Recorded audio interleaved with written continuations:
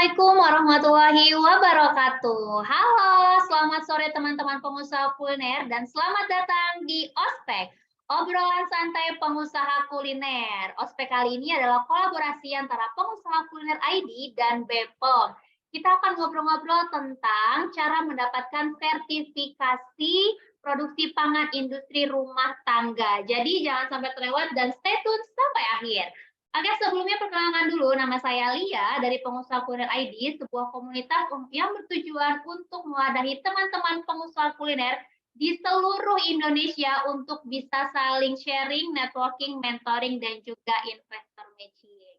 Buat teman-teman yang mau ikutan gabung jadi member kita, bisa langsung aja daftar di bit.ly/daftar pengusaha kuliner, langsung klik link yang ada di deskripsi WhatsApp group atau kolom chat Zoom. Oke, teman-teman sekalian, narasumber kita hari ini adalah Ibu Retno Anggrina Kalista Dewi, SSI APT Master Biomed. Beliau selaku Ketua Tim Pengelola Implementasi Regulasi Premakat IRTP, Direktorat Pemberdayaan Masyarakat dan Pelaku Usaha Pangan Olahan BPOM Republik Indonesia. Oke lah, tak perlu berlama-lama lagi, langsung saja kita panggil narasumber kita hari ini, ada Bu Retno. Halo Bu Retno. Halo, selamat sore Mbak Lia. Halo, sore Bu. Apa kabar Bu? Alhamdulillah Mbak. Suara saya terdengar ya Mbak ya? Dengar, alhamdulillah. Terdengar jelas. Bu Retno, sebelum kita mulai, saya mau tanya-tanya dulu, boleh ya? Boleh Mbak. Oke Bu, biasanya untuk mendapatkan sertifikasi ini berapa lama ya Bu ya? Atau beberapa lamanya itu tergantung dengan jenis pangan? Enggak, justru hanya dalam hitungan menit. Oh gitu. Ya, SPP IRT sekarang ini sangat mudah sekali pendaftarannya. Ya, biasanya kita akan sampaikan 1 hari ya, tetapi sebenarnya dalam 15 menit pun Bapak Ibu bisa langsung dapat nih nomor SPP IRT dan bisa digunakan Bapak Ibu di produk pangannya. Tetapi nanti ada pemenuhan komitmen di belakangnya Mbak. Oke, hanya dengan hitungan beberapa menit ya Bu ya. Oke, untuk mengulik lebih detail lagi terkait SPP IRT, boleh ya Bu Retno boleh langsung share screen materinya? Ya, oke, boleh. Baik, sebelumnya saya sapa dulu ya yang sudah hadir di sini, Bapak Ibu sekalian. Apa kabar? Selamat sore. Sore. Sudah jam 4 ya, ini di penghujung pekan ini. Mudah-mudahan masih tetap semangat, Bapak Ibu. Karena besok biasanya kalau kami justru semangat karena karena besok weekend. Saya harap Bapak Ibu juga begitu ya. Semoga masih bersedia untuk menyimak sampai dengan akhir seperti yang disampaikan Mbak Lia. Oh ya, nama saya Retno Anggrina Kalista Dewi. Saya biasa dipanggil Ita, Bapak Ibu. Monggo, silahkan boleh panggil Ita, boleh panggil Retno. Alhamdulillah ada yang dari Sorong sudah jam 6. Baik, boleh Bapak Ibu silakan kalau yang sudah masuk waktu sholat atau waktu istirahat, boleh sambil menyimak ya, sambil santai atau sambil melakukan aktivitas mungkin sholat dulu ya. Gue silakan nanti kita sambil ngobrol-ngobrol ya seputar penerbitan SPP IRT. Oke, saya dibantu teman saya di sini ada Mas Aldi. Oke, Mas Aldi boleh next ya. Ya, Bapak Ibu, rekan-rekan UMK, saya biasanya panggilnya sahabat UMK nih. Ya, Mas Aldi next. Kalau berbicara SPP IRT yang terbayang apa? Pernah sudah ada yang pernah mendengar mengenai IRTP atau PIRT?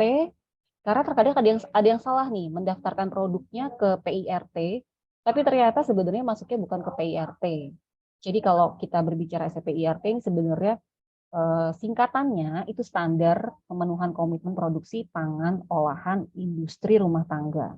Nah, kenapa singkatannya SPP IRT? Karena dulu sebelumnya memang namanya SPP IRT, tapi artinya adalah kepanjangannya dari sertifikat produksi pangan industri rumah tangga. Tetapi karena adanya perundangan Uciker ya waktu itu, kemudian ada kemudahan perizinan berusaha sehingga menjadi standar pemenuhan komitmen produksi pangan olahan industri rumah tangga, tetapi singkatannya tetap SPP IRT.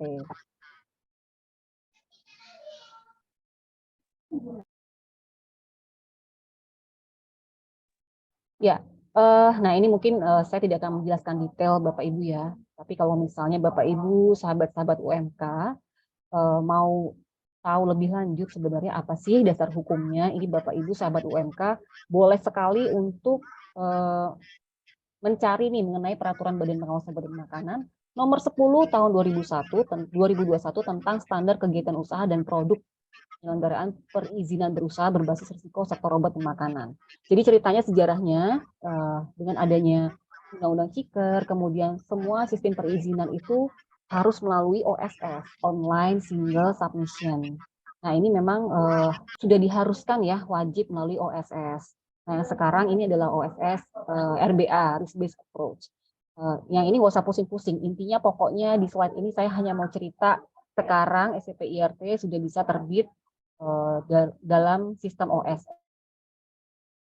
dan sangat sekali cara penerbitannya atau cara pendaftarannya. Oke, next slide. Nah, Bapak Ibu, sahabat UMK, nah, kalau produk pangan Bapak Ibu ini produk olahannya pangan ya.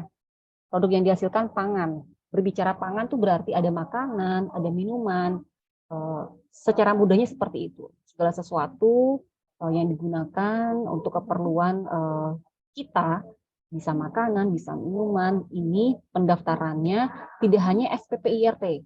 Nah, ini dikelompokkan berdasarkan jenis pangannya. Mari kita kenali dulu ya Bapak Ibu ya. Pangan kita masuk pangan yang mana?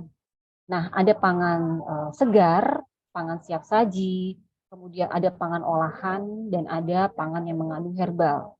Nah, untuk pangan segar, ini misalnya buah-buahan, sayur-sayuran, apel, pisang, sawi, kemudian kalau itu masuk ke tanamannya pangan asal tumbuhan. Kemudian kalau pangan segar asal hewan, itu dibagi lagi menjadi pangan segar asal ikan atau pangan segar asal hewan. Ini semua pangan segar misalnya ikan, udang, daging sapi, daging ayam seperti itu. Nah, pendaftarannya masuk ke mana? Pendaftarannya masuk ke Kementerian Pertanian untuk pangan segar. Jadi ada pangan segar asal hewan, pangan segar asal tumbuhan, pangan segar asal ikan ke Kementerian Pertanian. Kemudian ada pangan siap saji. Gambarnya di sini ada mie ayam ya, mie ayam bakso atau makanan yang bisa langsung kita nikmati. Mudahnya seperti itu ya Bapak Ibu ya, pangan siap saji. Ada nasi uduk, ada nasi rames, goreng, bakso, pangsit, segala macam yang tidak terkemas.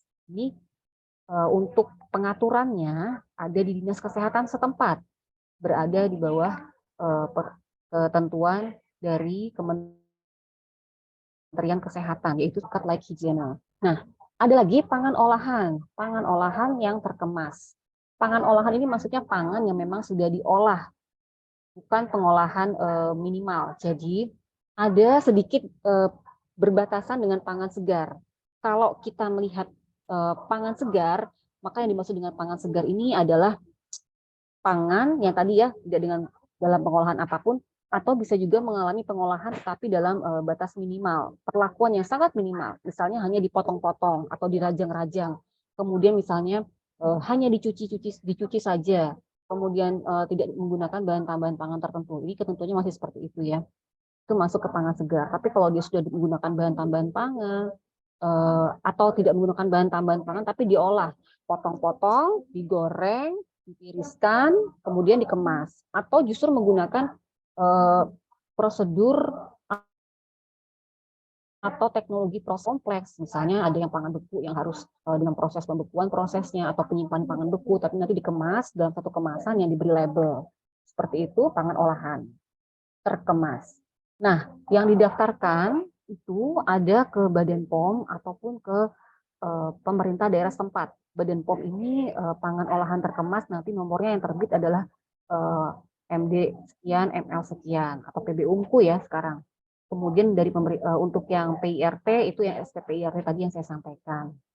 Nah, Bapak Ibu, sahabat-sahabat UMK, untuk yang nomor registrasinya MDML atau PB Unku MDML itu tadi, nanti bedanya dengan SPP IRT adalah di kriteria produknya dan sarananya. Nanti akan terlihat di slide berikutnya.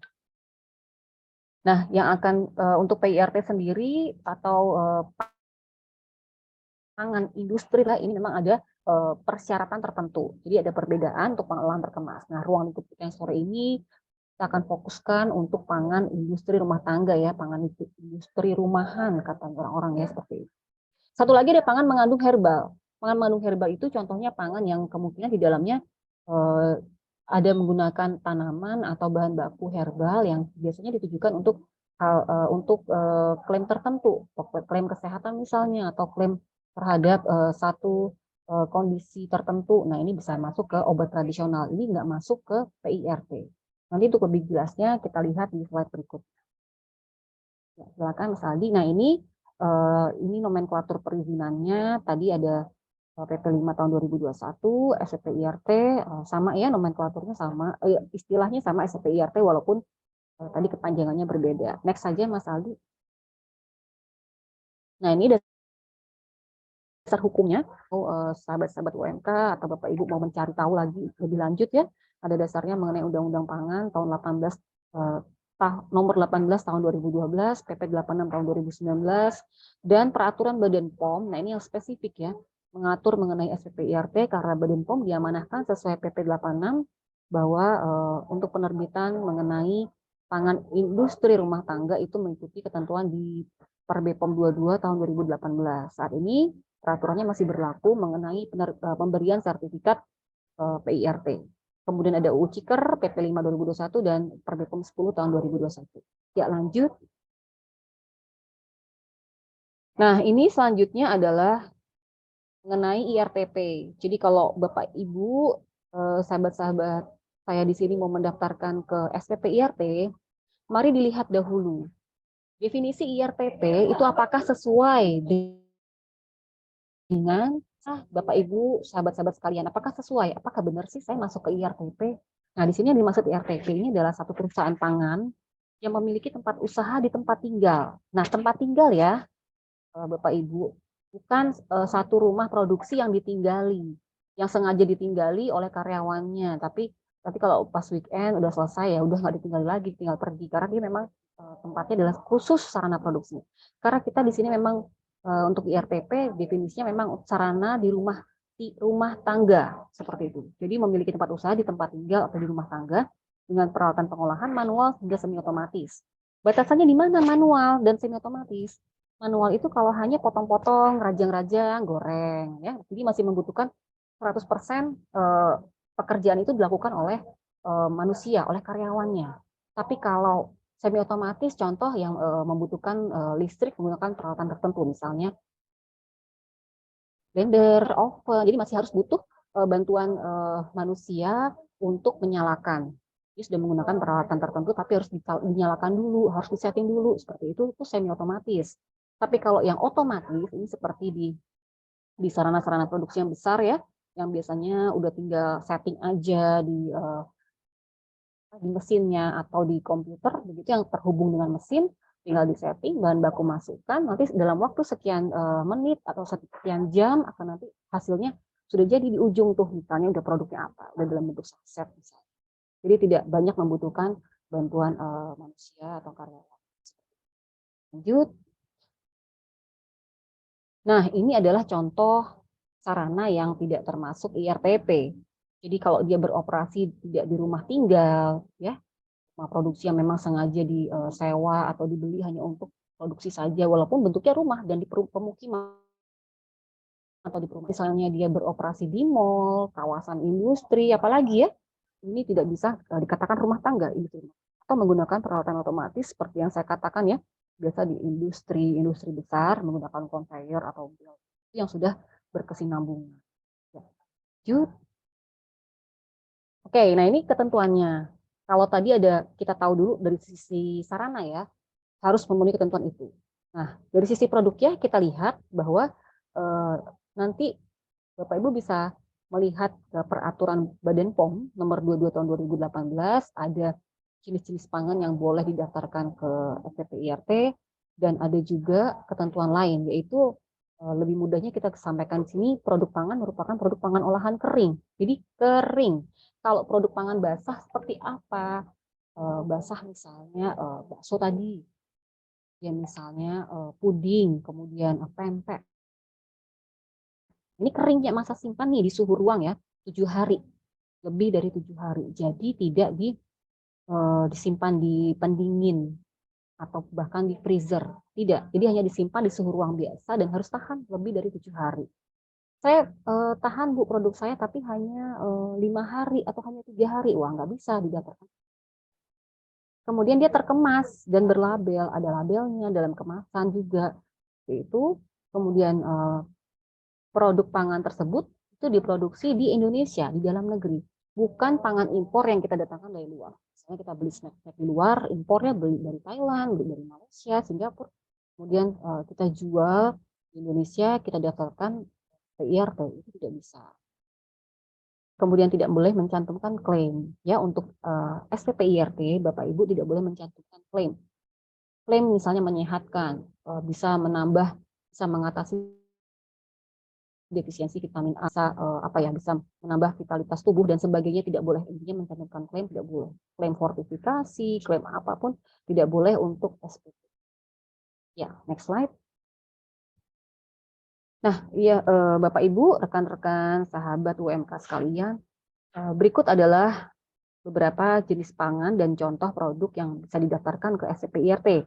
Contohnya seperti hasil olahan daging kering, abon sapi, dendeng, keripik-keripik, ya, kerupuk, keripik, kemudian makanan ringan, minyak. Nah, minyak yang boleh didaftarkan ada minyak kelapa, minyak salad, minyak jagung, bukan pangan fortifikasi. Yang dimaksud pangan fortifikasi adalah produk pangan yang sengaja ditambahkan vitamin dengan tujuan tertentu. Contohnya pangan fortifikasi seperti garam, kemudian tepung terigu, minyak gorengnya, minyak sawit itu tidak bisa.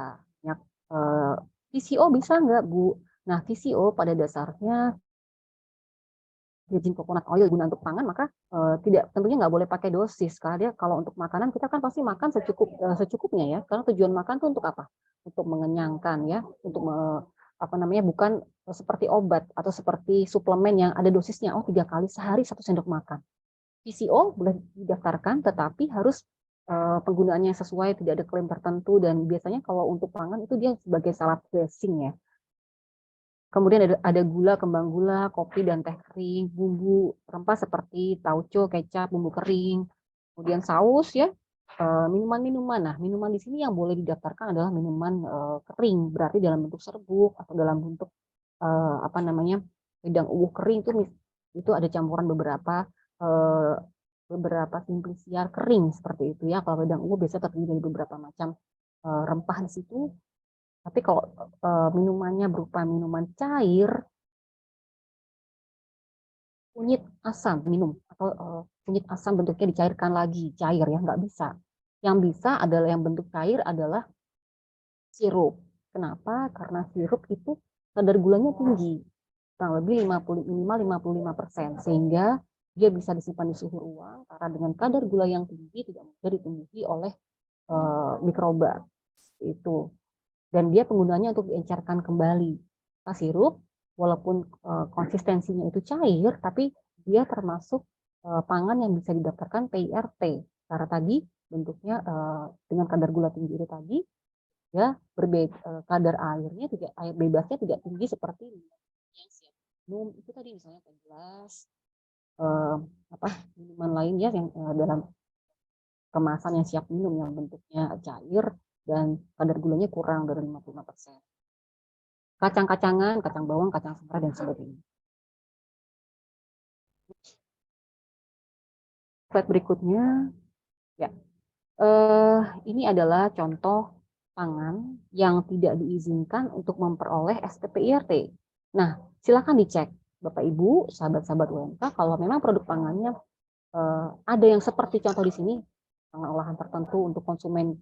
Ini khusus untuk konsumen penderita diabetes karena makanan saya olah ini nggak pakai gula, kadar gulanya 0%. Bisa untuk penderita, aman nih untuk penderita selain diabetes, mungkin penderita yang menghindari pangan-pangan yang dengan kadar garam tinggi, untuk penderita hipertensi misalnya. Atau dia pangan kalengan yang diproduksi dengan pangan produksi dengan teknologi steril komersial PSK, kita bisa sebutnya begitu ya, yang dikalengkan ada gudeg, jamur, kikil, tempe bacem dan sebagainya. Kornet ini nggak bisa daftar PIRT. Nah, kemudian yang diprosesisasi, ini penyimpanannya memerlukan lemari pendingin, ini juga nggak bisa. Apalagi yang disimpan beku, bakso, nugget, pempek, otak-otak, dan yang pokoknya beku-beku itu nggak bisa didaftarkan sebagai PIRT. Ya. Next slide. Kemudian pangan yang berisiko tinggi atau high risk food. Tadi nugget, bakso, sosis, minuman cair. Nah, ini tidak diizinkan didaftarkan di PIRT. Seperti itu. Nah, kalau begitu, kalau berbicara SPIRT, kita sudah tahu nih ketentuannya, sudah tahu persyaratannya. Nah, apalagi yang kita perlu perhatikan. Nah, kemasannya, kemasan yang digunakan untuk PIRT bisa kemasan gelas, plastik, karton atau kertas, kaleng, tetapi tidak, kalengnya bukan untuk sterilisasi ya. Misalnya sekarang banyak juga biskuit atau coklat yang dikemas dalam kemasan kaleng tapi bukan disterilkan. Jadi hanya dimasukkan sebagai wadah kemasannya untuk kaleng seperti itu. Ya, lanjut. Nah, ada aluminium foil ya, ini biasanya berbentuk pouch ya, standing pouch itu aluminium foil, kemudian ada daun, kemasan komposit, ada kemasan ganda. Sekali lagi, tidak digunakan untuk pangan yang di steril. Ya. Lanjut, mengenai standar pemenuhan komitmen. Mengenai SPIRT-nya ya, kita lihat bagaimana sih cara pendaftarannya, katanya hanya dalam beberapa menit saja. Ya, next. Ini kita lanjut saja karena ini ketentuan mengenai perizinannya. Nah, ini Bapak Ibu, sahabat UMK sekalian, di sini ada standar ini SPIRT ya. Pada dasarnya kalimat yang panjang di judul itu adalah SPIRT. Nah, di sini saya hanya akan menjelaskan mana yang perlu Bapak Ibu sahabat-sahabat UMK ketahui ya, bahwasannya SPIRT ini memang diterbitkan oleh pemerintah daerah kabupaten kota melalui OSS. Jadi di tiap-tiap PTSP, Dinas Penanaman dan Pelayanan Terpadu Satu Pintu, karena mereka sebagai yang diamanahkan terkait sistem OSS ini, nanti mereka yang akan mengawasi jalannya penerbitan melalui OSS. Nah, persyaratannya pemohon ini bisa pelaku usaha perseorangan, semua orang bisa saja daftar. Kalau non perseorangan siapa aja yang boleh, badan usaha boleh, yayasan, koperasi, CV seperti itu boleh daftar. Nah, mengurusnya sesuai lokasi usaha ya. Kalau Bapak Ibu lokasi usahanya ada di Bogor, maka nanti nomor SPIRT-nya akan terbit dengan nomor Bogor, gitu ya. Walaupun nanti Bapak Ibu, saya domisilinya tuh di Jakarta. Bu, Mbak, domisili di Jakarta, tapi domisili saya di Bogor. Maka nanti di Jakarta di Bogor, bukan di Jakarta. Nanti ada permintaan data yang kita masukkan ke dalam sistem, jadi Bapak Ibu tinggal ngisi aja ini datanya. Ini ada self declare. Jadi Bapak Ibu mendeklar pernyataan mandiri bahwa bersedia memenuhi ketentuan. Apa sih ketentuannya? Yaitu Bapak Ibu bersedia untuk ikut penyuluhan keamanan pangan, bersedia memenuhi cara produksi pangan yang baik untuk industri rumah tangga atau CPPB-IRT, karena untuk memproduksi PIRT ini harus sesuai dengan ketentuan, sesuai standar yang sudah ditetapkan oleh pemerintah. Kenapa harus ada standarnya? Supaya semua produsen pangan yang untuk PIRT ini berproduksi sesuai dengan yang seharusnya agar produk yang dihasilkan bisa terjamin keamanan dan mutunya. Kemudian bersedia memenuhi ketentuan label dan iklan pangan olahan. Jadi label dan iklan tidak boleh bertentangan dengan yang seharusnya. Nah, ketiga poin ini harus dipenuhi di pernyataan mandiri. Nanti jadi ada, silakan bisa di-download di OSS ya. Ada template yang bisa di-download atau bisa ditulis sendiri. Di situ ada kata-katanya, ditulis sendiri, foto, di-upload seperti itu. Kemudian siapkan rancangan label. Rancangan labelnya disiapkan apa saja yang harus ada di label, nanti ada ya. Kemudian nanti setelah itu udah masukin semua, ya kan tergenerate tuh, akan keluar hasilnya, nomor SPIRT Bapak Ibu sekalian. Nah, ingat tadi ada pernyataan mandiri ya, ada self declare-nya. Artinya nanti Bapak Ibu, sahabat-sahabat UMK ini akan bersedia untuk memenuhi ketentuan itu tadi, ikut penyuluhan keamanan pangan. Dengan cara bagaimana? Nah, ini Bapak Ibu bisa ikut dengan menghubungi Dinas Kesehatan setempat di tempat lokasi produksi. Kalau produksinya di Depok, maka nanti nomornya kan didaftarkannya sebagai nomor Depok ya, di alamat ketika mendaftarkan otomatis menghubungi dinas Depok. Begitu, silakan ditanyakan untuk bisa mengikuti penyuluhan keamanan. Kemudian diberikan waktu 3 bulan untuk bisa ikut penyuluhan. Nanti setelah ikut penyuluhan, Kesehatan setempat juga akan memeriksa sarana Bapak Ibu. Karena dianggap setelah ikut penyuluhan keamanan pangan itu semua pelaku usaha IRTP paham dan nanti harus menerapkan di industri rumah tangga pangan, nanti kemudian diperiksa oleh Dinkes. Dinkes datang nih ke tempat sarana Bapak Ibu untuk memeriksa sesuai ketentuan. Sudah ada peraturan Badan POM-nya mengenai tata cara pemeriksaan sarana IRTP. Begitupun dengan label. Kalau ada ketidaksesuaian di label, nanti akan diberi Dinkes, Bapak Ibu disuruh memperbaiki lagi. Kalau sarana yang diperiksa nggak memenuhi syarat, belum memenuhi ketentuan, jangan khawatir, nanti akan didampingi, akan diinfokan mana-mana yang kurang sesuai, disuruh perbaiki, akan didatangi kembali sarananya untuk diperiksa ulang. Waktunya 3-6 bulan. Jadi dalam kurun waktu 6 bulan, silakan Bapak Ibu harus memenuhi 3 ketentuan tersebut. Jadi ini bukan untuk menyusahkan ya, tetapi untuk memudahkan supaya ada penjaminan terhadap keamanan pangan, produk yang dihasilkan. Nah, kita lihat step berikutnya, silakan lihat yang saat ini, yang menjadi ya, bukan yang saat ini, tapi yang menjadi, yang di layar yang di bagian sisi menjadi, bahwasanya yang saya bilang 15 menit, kurang lebih 15 menit, tidak sampai 1 hari itu yang ini. Bapak Ibu silakan menggunakan gadgetnya atau laptopnya, atau bisa juga datang ke PTSP setempat. Kemudian masuk ke website OSS untuk dapat NIB, nomor izin berusaha. Untuk dapat NIB mudah sekali, tinggal input kelengkapan data yang diminta. Udah dapat NIB, nanti otomatis akan terbridging masuk ke aplikasi SPIRT, akan terhubung ke aplikasi SPIRT, isi aja, ikuti di situ, pilih PBU-ku, nanti di akhir penjelasan saya akan ada video tutorial ya yang akan kami putarkan.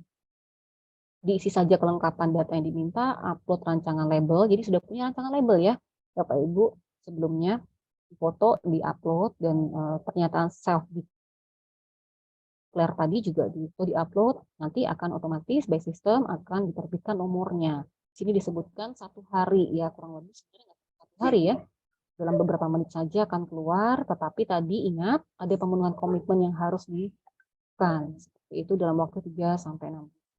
Kalau tidak memenuhi komitmen, apa yang terjadi? Nanti Bapak Ibu dalam waktu 3-6 bulan akan ada pembinaan dari Dinas Kesehatan setempat. Kalau tidak memenuhi ketentuan atau misalnya Bapak Ibu mengisi datanya tidak sesuai, misalnya ternyata ketika dilihat penyimpanannya dingin loh, bukan penyimpanan dalam suhu ruang, atau produknya ternyata bukan termasuk produk yang boleh diproduksi oleh IRTP, atau lokasi sarananya ternyata bukan rumah tinggal, maka bisa dibatalkan nomor Bapak Ibu, nomor IRT. Lanjut. Nah, ini adalah ketentuan untuk mengikuti penyuluhan keamanan pangan. Sekali lagi, nomor SPIRT terbit dalam 1 hari ya, kita anggap asumsikan 1 hari, walaupun sebenarnya nggak sampai sehari. Sementara kalau yang dulu bisa sampai lama sekali terbit. Sekarang 1 hari terbit. Kemudian di belakang setelah terbit, Bapak Ibu harus ikut tadi penyuluhan keamanan pangan yang saya sampaikan ya. Silakan hubungi Dinas Kesehatan setempat, atau apabila ada dinas, biasanya banyak juga dinas-dinas lain yang melakukan penyuluhan keamanan pangan, seperti Dinas Koperasi, Dinas Perindustrian, itu ya, mereka juga memiliki program penyuluhan keamanan pangan. Nah, penyuluhan keamanan pangan ini harus dalam rangka pemenuhan komitmen SPIRT, karena ada ketentuannya, yaitu harus ada materi utama dan materi pendukung yang diberikan, harus ada nilai POSTES minimal 60. Kalau sekedar penyuluhan keamanan pangan tapi bukan materinya seperti ini, bukan seperti yang ada di layar ini, maka tidak sesuai kurikulum. Khawatirnya malah tidak akan memperoleh sertifikat penyuluhan keamanan pangan. Nanti sertifikat penyuluhan keamanan pangan akan diterbitkan oleh Dinas Kesehatan, dan ini berlaku seumur hidup, Bapak Ibu. Kalau yang pemilik ya mendapatkan sertifikat PKP ini seumur hidup. Kalau yang mengikutinya penanggung jawab, misalnya karyawan yang sudah dipercaya ya dan menjadi penanggung jawab dan harus dia ternyata diminta untuk ikut penyuluhan keamanan pangan, ya sertifikatnya atas nama si karyawan. Kalau karyawannya pindah bagaimana Bu? Karyawannya pindah otomatis kan di IRTP-nya nggak punya belum punya karyawan yang sudah dilatih, karya sudah dilatih ini pindah, harus ada lagi yang ikut untuk dilatih. Jadi lebih baik memang pemilik bisa ikut penyuluhan. Jangan khawatir, untuk ikut penyuluhan keamanan pangan ini biasanya tidak berbayar ya kalau di Dinas Kesehatan, yaitu tapi ini mengikuti ketentuan di masing-masing. Yang kedua, ketentuan mengenai pemeriksaan sarana. Tadi saya sampaikan sarana Bapak Ibu setelah di BIMTEK akan diperiksa. Karena harapannya setelah BIMTEK sudah paham, jadi Bapak Ibu langsung bisa menerapkan di tempat produksi masing-masing. Masih nanti akan petugas dinas sesuai dengan ini ketentuannya di Peraturan Kepala Badan POM nomor 2206 tahun 2012 tentang PPTB IRT, dan formulir pemeriksaannya mengikuti formulir yang ada di Perbepom mengenai tata cara pemeriksaan IRTP ada seperti ini. Jadi pada akhir penilaian, Dinas Kesehatan akan menginfokan, oh Bapak Ibu dari hasil pemeriksaan ini masuk ke level 1, oh masuk ke level 2, oh masuk ke level 3. Level 3 itu berarti ada beberapa ketidaksesuaian. Harusnya ada karyawan yang sudah ikut pelatihan keamanan pangan, atau ternyata masih ditemukan ada peralatan yang kotor, nggak dicuci. Nah ini masuk ke kriteria yang kritis ketidaksesuaiannya. Ketidaksesuaian itu maksudnya tidak gampangannya sesuatu yang tidak benar ya. Seharusnya nggak boleh seperti itu. Jadi sudah diklasifikasikan kalau peralatan yang kotor itu masuk ke kriteria serius. Ada ketentuannya level 1 berapa minornya, level 3 itu berapa serius, berapa kritisnya, ada ketentuannya. Kalau masuk ke level yang gede, level 3 atau 4, Bapak Ibu harus memperbaiki dulu ketidaksesuaian atau kesalahannya. Ya ketidaksesuaiannya ya diperbaiki, nanti diperiksa lagi oleh Dinkes, nanti dilihat apakah sudah memenuhi ketentuan level 1 atau 2. Semakin kecil levelnya, maka semakin sedikit ketidaksesuaiannya di sarana Bapak Ibu. Bapak Ibu bisa coba download, bisa coba cari formulir pemeriksaan ini untuk tahu sarana saya kalau mau diperiksa berarti saya harus coba dulu nih saya gunakan form ini, saya ngetes pakai formulir pemeriksaan ini, saya masuk ke yang mana sih. Nah, menggunakan kotak-kotak kecil itu, jadi misalnya nomor 1 lokasi dan lingkungan, kotak kecilnya di serius. Kalau Bapak Ibu lokasi dan lingkungannya tidak terawat, kotor, banyak semaknya, berdebu, atau air menggenang sana sini, berarti nggak sesuai, diconteng di serius. Tapi bisa Bapak Ibu gunakan untuk mengakses atau menilai diri sendiri. Lanjut. Next slide-nya, nah ini untuk label, ketentuan label Bapak Ibu sekalian. Nanti ketika Bapak Ibu ikut BIMTEK PKP, penyuluhan keamanan pangan, juga akan ada materi seputar label. Label ini wajib ada pada semua pangan yang terkemas. Maka di awal saya sampaikan untuk pangan olahan ini juga harus terkemas dan berlabel yang bisa didaftarkan ke PIRT dan berisi keterangan mengenai pangan. Label ini tidak boleh mudah lepas, tidak boleh luntur atau mudah rusak begitu. Dan informasinya harus benar dan tidak menyesatkan. Nah, label wajib ditulis dan dicetak dalam bahasa Indonesia dan terletak pada bagian depan, bagian yang paling mudah dilihat dan dibaca oleh konsumen. Next slide. Apa saja yang harus ada pada di sini ada nama produknya, daftar bahan atau komposisi, berat bersih, kemudian nama dan alamat pihak yang memproduksi, halal bagi yang dipersyaratkan, tanggal dan kode produksi, keterangan kedaluarsa, nomor izin edar, asal-usul pangan tertentu. Misalnya menggunakan jagung, tapi jagungnya dari produk hasil rekayasa genetik, atau bawang putih yang prosesnya sudah mengalami tahapan iradiasi, itu harus disebutkan di situ. Atau menggunakan lemak babi misalnya, harus disebutkan juga. Nah, yang tulisan berwarna hitam, ini harus ditempatkan pada bagian label yang paling mudah dibaca dan dilihat. Lanjut, contohnya adalah yang seperti ini Bapak Ibu sekalian. Bapak Ibu bisa lihat di Peraturan Badan POM nomor 20. Ada nama produk misalnya minuman serbuk kopi susu. Nama dagangnya misalnya Pio misalnya. Kalau memang produk itu perlu ada saran penyajian kan harus diseduh ya, harus diseduh atau tidak bisa dikonsumsi langsung, maka perlu saran penyajian dimasukkan. Kemudian nama dan alamat produsen, nomor izin edarnya nih bagi izin edar yang MD ya.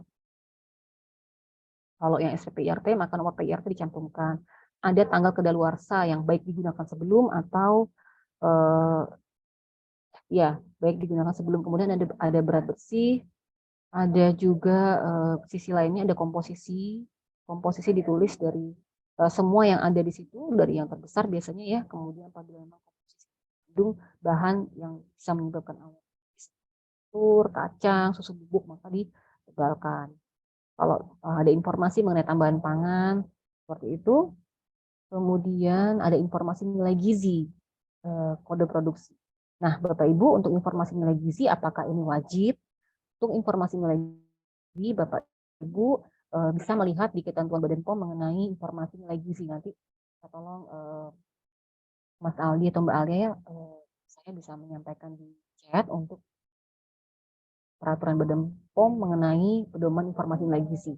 Jadi bagi UMK ini bisa mencantumkan informasi nilai gizi dengan melihat dari ketentuan Badan POM. Misalnya produknya, jadi ada sekitar 162 produk di situ. Kalau produk Bapak Ibu lihat di situ ada di pedoman, maka Bapak Ibu tinggal ambil di situ, cantumkan di label Bapak Ibu. Kalau misalnya, misalnya saya lupa apa yang ada di situ ya, abon misalnya, ada abon ayam di pedoman ING, udah sesuai nih komposisinya sama, cara pembuatannya sama dalam label Bapak Ibu.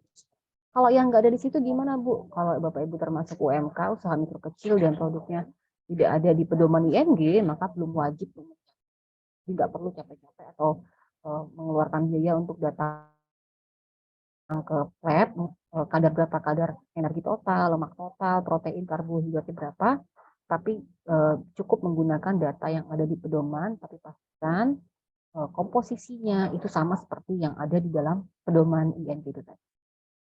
Lanjut. Contohnya ini ya untuk pencantuman informasi nilai gizi, terutama ini berguna sekali bagi penderita atau bagi konsumen dengan kasus khusus ya. Contoh bagi penderita diabetes, mereka akan lebih cermat dalam melihat berapa sih kadar gulanya. Ada nih produk yang kadar gulanya tinggi ternyata ya. Atau ternyata ada yang gulanya 0 gram. Mereka akan pilih yang seperti itu. Salah satu upaya kita untuk menyampaikan kandungan nilai gizi yang sangat berguna bagi konsumen, karena saat ini memang GGL garam gula lemak itu harus dicermati karena merupakan salah satu penyebab penyumbang penyakit metabolik tertentu seperti ini ya. Lanjut. Ini persyaratan khusus Bapak Ibu sekalian, sahabat-sahabat saya, sahabat UMK, ini tentu saja mengacu pada ketentuan yang ada di peraturan Badan POM. Di antaranya pakai BTP boleh nggak Bu? BTP itu apa sih? BTP itu misalnya pewarna, pemanis, pengawet, dan sebagainya. Boleh untuk IRTP. Bukan tidak boleh ya, boleh. Tetapi gunakan sesuai ketentuan dan tidak boleh menggunakan BTP untuk menutupi sesuatu yang tidak sesuai. Misalnya, warnanya udah, karena saya belinya mangganya udah terlalu muda nih, saya kasih warna kuning aja deh biar kelihatan. Supaya nanti ketika dijadikan itu kelihatan bagus warnanya. Atau sebenarnya mangga udah busuk ya misalnya, udah seharusnya atau satu produk bahan baku yang tidak boleh lagi digunakan karena ada memang nggak sesuai ketentuan parameter tertentu, tapi ditutupin menggunakan BTP. Nah, kemudian terkait SPP IRT bisa dicabut sesuai dengan ketentuan di peraturan Badan POM nomor 22 apabila mana ternyata terbukti nih melakukan pelanggaran, kemudian bahkan produknya menjadi penyebab kejadian luar biasa keracunan pangan, atau mengandung bahan berbahaya atau bahan kimia obat, ini bisa dicabut, atau mencantumkan klaim selain peruntukannya sebagai pangan. Jadi saya sudah sampaikan, tidak boleh mencantumkan klaim, karena namanya pangan ya hanya untuk dimakan, ya diminum seperti itu. Lokasinya nggak sesuai atau sarana dan atau produk pangan olahan yang dihasilkan terbukti tidak sesuai dengan ketentuan yang didaftarkan pada saat melakukan pendaftaran SPIR. Seperti itu. Lanjut, ini untuk beberapa slide berikutnya ini mengenai perizinan pada OSS RBA. Ya lanjut, saya akan cepat saja kalau di sini ya, ini ketentuan mengenai OSS RBA-nya ini nice to know saja. Nanti dibaca karena ini bisa dibaca, tapi saya akan meng-highlight mengenai aplikasinya. Lanjut, Bapak Ibu, kita lihat di slide ini. Bapak Ibu masuk ke oss.go.id, bisa diketik di HP-nya, di gadgetnya, masuk ke laptop, ketik ini, atau juga bisa mau konsultasi lebih lanjut ke kami ada di sspirt.pom.go.id. Saat ini OSS itu untuk pendaftaran pangan SPIRT tadi masuk ke OSS ini sudah terintegrasi dengan SPIRT. Jadi Bapak Ibu tinggal masuk nanti ke OSS, tinggal login menggunakan username yang ada, kemudian buat NIB nanti pada tahapan tertentu sudah terbridging atau terkoneksi dengan aplikasi SPIRT. Kami punya live chat, layanan konsultasi, jangan khawatir. Setelah selesai acara ini kalau ada pertanyaan, Bapak Ibu sahabat UMK bisa konsultasi online di live chat. Ada petugas kami yang akan menjawab pertanyaan Bapak Ibu selama sampai Jumat jam 8 pagi sampai jam 16 WIB ya. Dan silakan, kami punya ketentuan dalam waktu 2 menit harus menjawab pertanyaan. Setidaknya menjawab dengan sapaan terlebih dahulu. Apapun silakan tanyakan ke situ. Lanjut. Nah, ini berikutnya adalah alurnya ya. Sekalian. Nanti ini tadi saya sudah jelaskan ya, masuk ke OSS atau kalau saya agak susah nih Mbak karena mungkin sinyal di tempat saya atau tidak memiliki device, tidak memiliki sarana untuk mendaftarkan, bisa datang ke PTSP setempat ya, mau layanan publik misalnya, ke PTSP nanti akan dibantu bagaimana penerbitan untuk daftar ke SPIRT supaya nanti bisa sampai terbit SPIRT. Lanjut. Ya, ini adalah beberapa data pada alur aplikasi kita, aplikasi penerbitan SPIRT. Yang pertama, Bapak Ibu diminta mengisi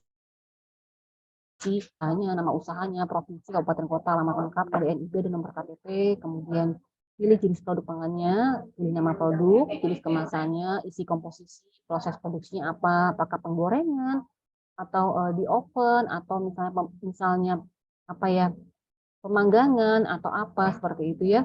Cara penyimpanan bagaimana, masa simpan berapa lama. Kemudian nanti labelnya akan ada pertanyaan juga seputar informasi pada label dan upload rancangan label. Nanti akan ada penolakan apabila Bapak Ibu ternyata produknya simpan dingin atau disimpan beku atau masa simpannya cuma 3 hari atau kurang dari 7 hari atau produknya langsung diminum misalnya sebagai PIRT. Karena kalau langsung diminum berarti pastinya adalah produk cair ya. Sementara nggak boleh nih produk cair yang langsung diminum, yang boleh produk cair itu berbentuk sirup yang harus diencerkan terlebih dahulu. Seduh ya. Ya, lanjut.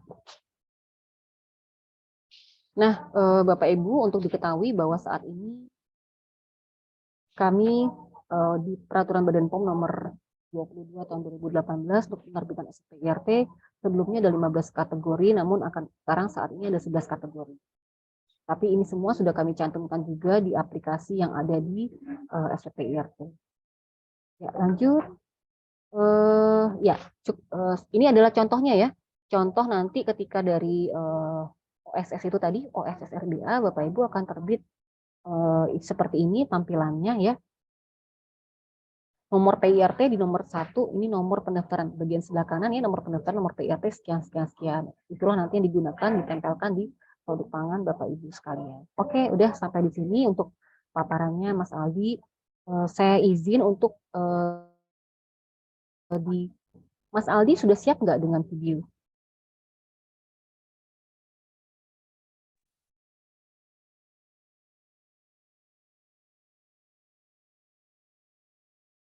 Kalau belum, kalau sambil menunggu mungkin video, Bapak Ibu sekalian, saya tadi sudah menyampaikan, silakan Bapak Ibu bisa masuk ke situs resminya di chat ya, sppirt.com.go.id. Nanti di situ Bapak Ibu bisa konsultasi bersama kami atau bisa juga ke istanaumkm.pom.go.id. Nah, di sini kami juga memiliki layanan live chat di istana. Kalau di pendaftaran SPIRT itu ke spirt.pom.go.id, tapi kalau Istana UMKM itu Bapak Ibu bisa memperoleh informasi seputar mengenai pangan olahan, mengenai kosmetika, seperti itu, apa saja mungkin seputar pendaftarannya, apa teknologi proses pangan olahan yang baik. Beberapa pangan kita sudah upload di situ tentang permodalan. Bapak Ibu bisa coba masuk ke Istana UMKM, ini tidak berbayar. Bapak Ibu bisa menambah berbagai informasi atau pengetahuan dari Istana UMKM dan beberapa informasi kegiatan-kegiatan kami, misalnya ada webinar untuk UMK, untuk terkait SPIRT, terkait misalnya BTP, label dan sebagainya, biasanya kami akan cantumkan karena umkm.pom.go.id. Nah, selanjutnya mungkin saya minta waktu sebentar untuk menyampaikan video mengenai tutorial pendaftaran SPIRT yang tadi saya bilang hanya dalam waktu beberapa menit. Ya, silakan Mas Aldi. Ada suaranya enggak ya?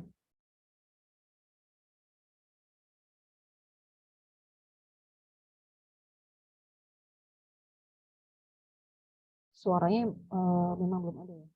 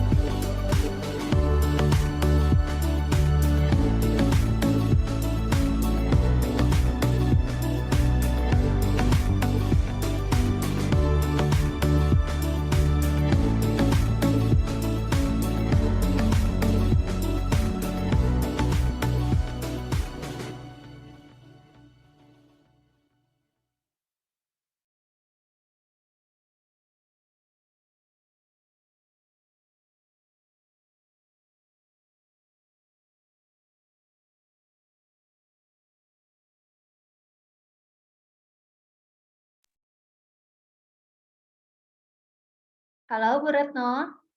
Iya, Iya Bu, ada ini suaranya terputus. habis ya, Mas Aldi. Masih jalan tapi suaranya hilang. Nah, ini untuk label.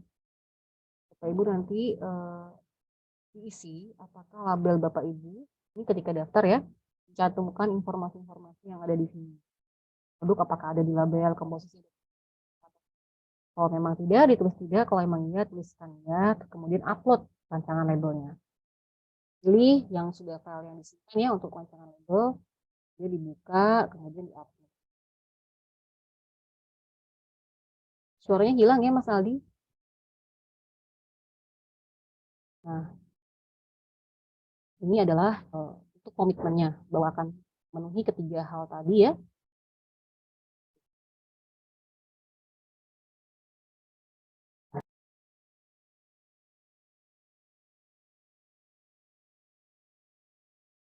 Ya, sudah.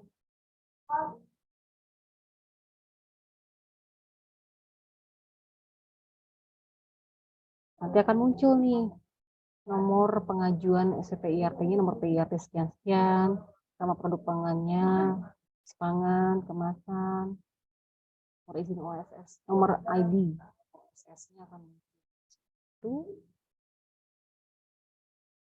Ini statusnya akan terlihat diterbitkan dan klik tombol aksi yang itu untuk mensinkronisasikan ya. Katanya Bapak Ibu kita share ke Mas Aldi ya untuk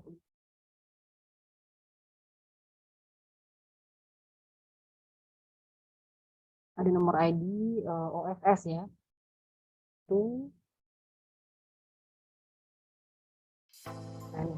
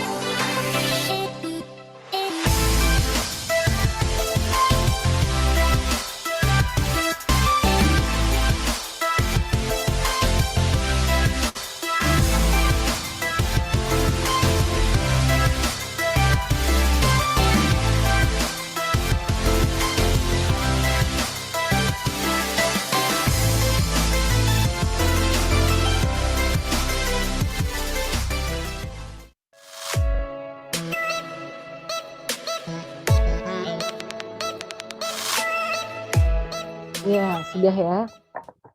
Baik, Bapak Ibu nanti akan dikirimkan ya, seperti yang tadi saya sampaikan, bisa dalam waktu beberapa menit saja. Ya, demikian Mbak Lia, terima kasih, saya kembalikan. Oke, terima kasih Bu Retno, lengkap banget ya, tadi penjelasannya sampai tutorial untuk mendapatkan sertifikatnya. Oke Bu, ini kita langsung saja ke sesi Q&A karena sudah ada beberapa yang tanya nih terkait materi hari ini. Untuk yang pertama, dari Nyola, silky puding dan asinan buah yang dikemas berarti masuk pangan olahan ya Bu? Silky puding dan asinan buah, iya. Kalau dia dikemas dan dilabel, maka masuk ke pangan olahan. Tetapi dilihat ya Bapak Ibu, masuk pangan olahan yang bisa didaftarkan kemana. Kalau silky puding ini sepertinya nggak bisa tahan di suhu ruang lebih dari 7 hari ya. Asinan buah juga seperti itu. Sehingga nggak bisa daftar di SPPIRT, tapi harus daftar kalau terkemas dan berlabel bisa daftar ke Badan POM. Atau kalau mau hanya sebagai pangan siap saji, maka bisa mengurus Laik Sehat ke Dinas Kesehatan setempat. Oke, oke sip. Lanjut selanjutnya pertanyaan dari Mas Rian, kalau saus makanan BPOM atau PIRT ya Bu? Ya, saus makanan ini kalau dari jenis produknya bisa masuk ke BPOM ataupun PIRT. Tetapi kita lihat lagi di kriteria sarana produksinya ya, dia di rumah tangga atau bukan, apa yang digunakan. Kalau peralatannya masih yang bukan menggunakan peralatan otomatis dan masih di lingkungan rumah tangga pangan ini atau di rumah tinggal ya produksinya, ini masih bisa didaftarkan ke PIRT. Jadi menggunakan peralatan manual atau otomatis dan masih di rumah. Oke, berarti sama ya, sesuai sama yang tadi udah Bu Retno jelaskan, ini tergantung nih tempatnya itu seperti apa. Apakah ditinggalkan atau memang hanya untuk operasional saja gitu ya Bu ya? Ya, betul. Oke, selanjutnya Bu Retno dari Kak Desti. Bakso kemasan seperti bakso aci dan lain-lain apakah PRT saja cukup Bu? Bakso kemasan. Nah, ini kalau bakso kemasan ini bakso kan kalau sesuai ketentuan ya ada kategori pangan Mbak Lia. Kategori pangan ini ada di peraturan Badan POM. Kalau yang namanya bakso maka ada ketentuan berapa kadar daging. Dan kalau yang sesuai ketentuan maka bakso kemasan di suhu ruang ya, dia harus disimpan di suhu dingin. Jadi nggak bisa masuk ke dalam PIRT. Bakso aci, nah ini sekarang kan ada juga bakso aci yang kering-kering ya. Nah, kita Ya. lihat lagi apakah betul memang kadang-kadang orang mengatakan bakso aci, tapi sebenarnya isinya kandungan dagingnya nggak ada, tapi tepung-tepungan. Yang pertama, kalau memang dia kering, bisa disimpan di suhu ruang 7 hari, bisa PIRT, tetapi lihat lagi penamaannya nggak bisa bakso aci, karena memang tepung ya, karena nggak ada kandungan dagingnya. Kalau ada kandungan dagingnya, biasanya pasti nggak tahan di suhu ruang dari 7 hari. Jadi kembali lagi ke prinsipnya, kalau dia tahan di suhu ruang lebih dari 7 hari bisa di PIRT. Tapi jangan sampai menggunakan BTP tambahan nih, BTP Mbak Lia. Maksudnya berlebihan BTP-nya supaya tahan. Jadi harusnya dia mah nggak tahan nih di suhu ruang, tapi dia pakai BTP ditambahin banyak supaya tahan di suhu ruang. Nah ini yang termasuk salah satu pelanggaran. Oke, oke, oke, oke. Oke, nah tadi kan ada tahap-tahapnya Bu ya, sesuai atau enggak gitu ya Bu ya? Ya. Oke. Oke, selanjutnya dari Kak Ici, saya sudah sampai di logo dan sudah konsul ke Dinas Kesehatan. Untuk langkah selanjutnya agar tercetak dan keluar nomor PRT-nya harus bagaimana lagi? Mohon jawabannya ya Bu, karena saya baru bergabung. Terima kasih. Ya, Ibu atau Mbak Ici Hairunisa, Kakak Ici. Jadi kalau sudah sampai di logo, jadi begini, untuk pendaftaran SPPIRT itu sangat mudah. Bapak Ibu, kakak-kakak bisa masuk ke OSS, oss.go.id, di situ nanti langsung membuat NIB. Kemudian nanti akan ada langsung pilih untuk PBU Muku yang ke SPIRT. Tadi kan bisa ketik sertifikat produksi pangan rumah tangga misalnya. Nanti akan muncul dia begitu.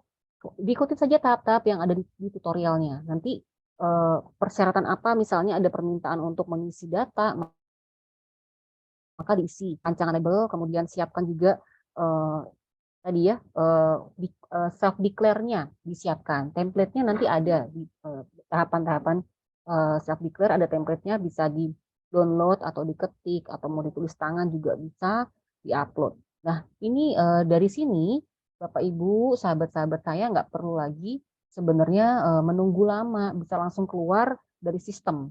Nah, untuk itu nanti kalau mau konsul ke Dinkes ini terkait pemenuhan komitmennya. Jadi langkah selanjutnya ini sebenarnya bisa dilakukan sendiri, nggak perlu nunggu lama. Jadi ikuti saja tahap-tahap yang ada di situ. Nanti video tutorialnya silahkan saksikan lagi. Bapak Ibu dalam waktu hitungan menit saja bisa keluar SPP IRT-nya. Tapi intinya sekali lagi untuk pemenuhan komitmennya harus dilakukan karena kalau tidak nanti akan ada pembatalan untuk nomor SPP IRT yang diterbitkan. Oke, Bu Retno selanjutnya nih mungkin dari Mas Adityo, karena sebelumnya mungkin ya Mas Adityo ini belum join nih saat BPOM yang lalu. Jadi tanya kayak gini Bu, Mas Adityo untuk pengurusan BPOM, apa secepat pengurusan PIRT Bu?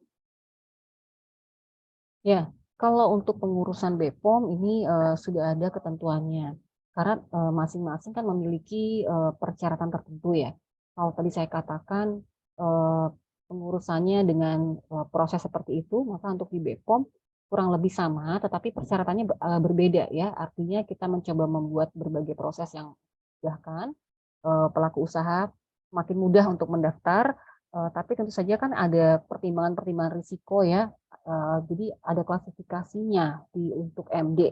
Ada pangan yang masuk resiko rendah, sedang, menengah rendah atau tinggi, itu ada tahapannya. Tapi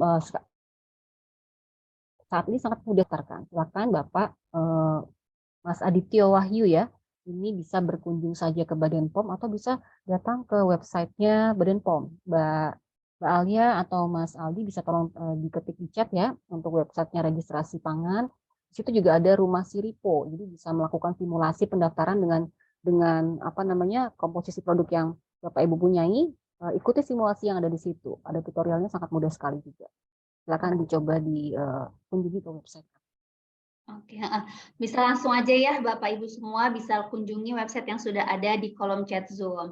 Oke Bu Retno, selanjutnya dari Mas Erwin, Bu, kalau produk saya tahu peletok setengah matang digoreng di rumah tapi jualannya di mall untuk langsung digoreng siap saji dengan kemasan kertas. Mungkin pertanyaannya ini termasuk PRT atau bukan?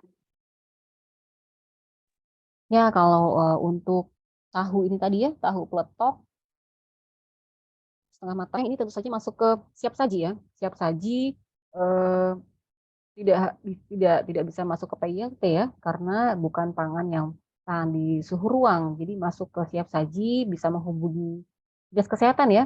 Dinkes setempat nanti akan memperoleh informasi seputar bagaimana mendaftarkan SLHS sertifikat layak higienis sanitasi.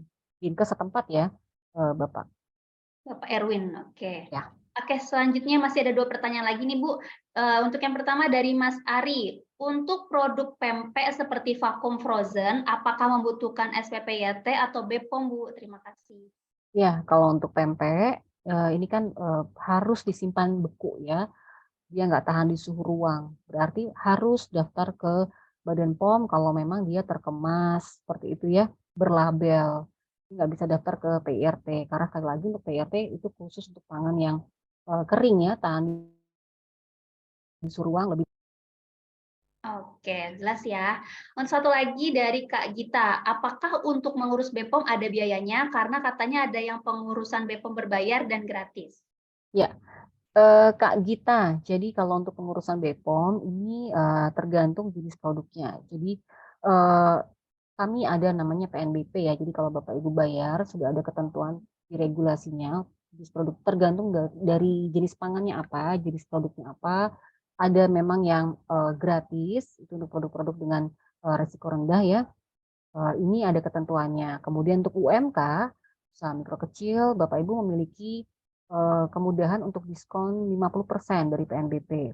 Nah, saat ini kami dari tahun lalu sudah mengupayakan supaya PNBP itu nol ya. Jadi usaha benar-benar tidak membayarkan sedikit pun untuk pendaftaran untuk semua jenis produk ya.